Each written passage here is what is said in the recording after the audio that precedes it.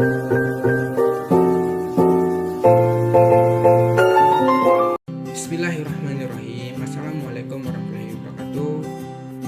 Salam sejahtera bagi kita semua, dan saya ucapkan selamat pagi untuk Bapak dosen yang terhormat Muhammad Ahyar Rosid MPD, dan selamat pagi untuk teman-temanku semua.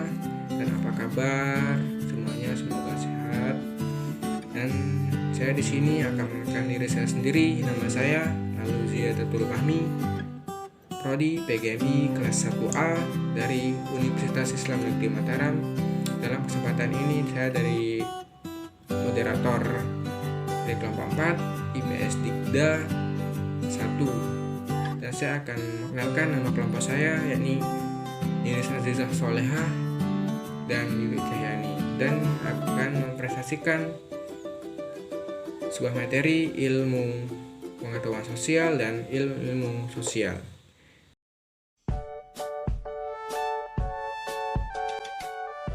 Pengertian ilmu pengetahuan sosial. Jadi, ilmu pengetahuan sosial atau sering kita kenal dengan sebutan IPS merupakan mata pelajaran di tingkat SD atau MI dan menengah atau salah satu program studi di perguruan tinggi yang identik dengan istilah social studies dalam kurikulum persekolahan di negara lain seperti Amerika Serikat. Pengertian IPS di tingkat persekolahan mempunyai perbedaan makna disesuaikan dengan karakteristik dan kebutuhan peserta didik, khususnya antara IPS untuk sekolah dasar dan IPS untuk sekolah menengah. Pengertian IPS di persekolahan tersebut ada yang berarti nama mata pelajaran yang berdiri sendiri, gabungan atau integrated dari sejumlah mata pelajaran atau disiplin ilmu, dan ada yang berarti program pengajaran. Yang kedua, pengertian ilmu-ilmu sosial. Dalam struktur disiplin ilmu, baik ilmu-ilmu sosial maupun ilmu pendidikan, belum ada ditemukan nama pendidikan IPS sebagai sub-disiplin ilmu. Namun demikian, peran ilmu sosial tetap menjadi konten utama untuk pendidikan IPS. Karakteristik ilmu-ilmu sosial.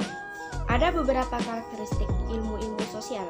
Di antaranya yang pertama, berbagai batang tubuh disiplin ilmu-ilmu sosial yang diorganisasikan secara sistematis dan ilmiah. Yang kedua, batang tubuh disiplin itu berisikan sejumlah teori dan generalisasi yang handal dan kuat serta dapat diuji tingkat kebenarannya. Yang ketiga, batang tubuh disiplin ilmu-ilmu sosial disebut juga struktur disiplin ilmu atau fundamental ide.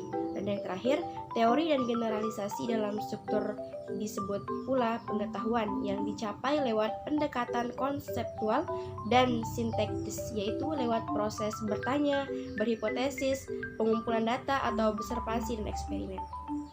Ilmu sosial adalah ilmu yang mempelajari manusia di masyarakat dan mempelajari manusia sebagai anggota masyarakat. Ada beberapa ilmu sosial yang juga menjadi sumber ilmu pengetahuan sosial. Di antaranya yang pertama, konsep dasar sosiologi, yang kedua, konsep dasar antropologi, yang ketiga, konsep dasar ekonomi, yang keempat, konsep dasar geografi, yang kelima, konsep dasar sejarah, yang keenam, konsep dasar ilmu politik, dan yang terakhir, konsep dasar psikologi sosial. Yang pertama, konsep dasar sosiologi. Konsep dasar yang berkaitan dengan sosiologi, yang dimana sosiologi didefinisikan sebagai ilmu secara ilmiah terhadap lingkungan sosial. Yang kedua, konsep dasar antropologi. Konsep dasar yang membahas tentang manusia untuk memperoleh pemahaman tentang manusia dengan mempelajari aneka warna maupun fisik masyarakat dan kebudayaannya. Yang ketiga, konsep dasar ilmu ekonomi, yaitu konsep dasar yang berkaitan dengan kebutuhan perekonomian manusia dan upaya-upaya untuk memenuhi kebutuhan manusia guna untuk mencapai kemakmuran. Dan yang keempat, konsep dasar geografi, yaitu konsep dasar yang berkaitan dengan gejala maupun proses kehidupan di bumi yang menyangkut gejala dan proses dalamnya yang melibatkan kehidupan tumbuhan, binatang, dan manusia untuk menjadi penghuni bumi. 5. Konsep dasar sejarah, yaitu konsep dasar yang menjadi kajian sejarah yang memuat kehidupan manusia di masa lalu, sekarang, dan masa yang akan datang. Yang keenam, konsep dasar ilmu politik, yaitu konsep dasar yang akan membahas mengenai teori dan praktek politik serta gambaran dan analisis sistem politik yang berkenaan dengan kekuasaan, sumber kekuasaan, konflik, dan pengambilan keputusan. Dan yang terakhir, konsep dasar psikologi sosial, yaitu konsep dasar yang berkenaan dengan proses mental dan pengaruhnya terhadap perilaku, yakni gejala dan kejiwaan manusia. Selanjutnya, hubungan IPS dengan ilmu-ilmu sosial. Yang pertama, hubungan IPS dan geografi.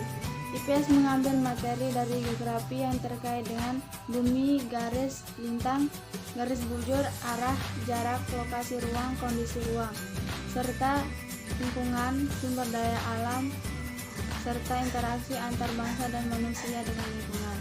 Kedua, hubungan IPS dan ekonomi.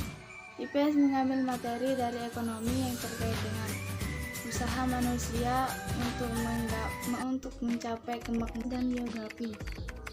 IPS mengambil materi dari geografi yang terkait dengan bumi, garis, lintang, garis bujur, arah, jarak, lokasi ruang, kondisi ruang, serta lingkungan, sumber daya alam, serta interaksi antar bangsa dan manusia. Sebelum kami menutup presentasi hari ini, saya mengucapkan banyak terima kasih pada teman-teman yang sudah mau mendengarkan kami dari awal sampai akhir. Dan jika ada kata-kata yang salah, saya minta maaf. Sekian, wassalamualaikum warahmatullahi wabarakatuh.